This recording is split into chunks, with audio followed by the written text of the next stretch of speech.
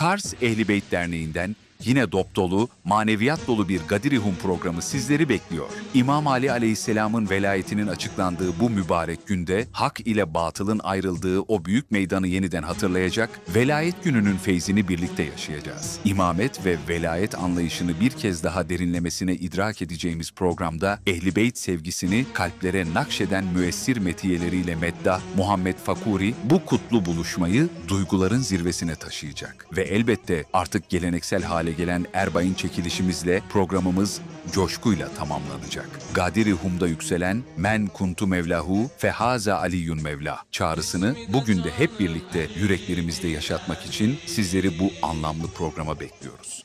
Yer: Sahibüzzaman Kamer Camii. Tarih: 14 Haziran Cumartesi, saat 20. Programa kadınlar da katılabilir. Hem de gururum Ali'dir Ali.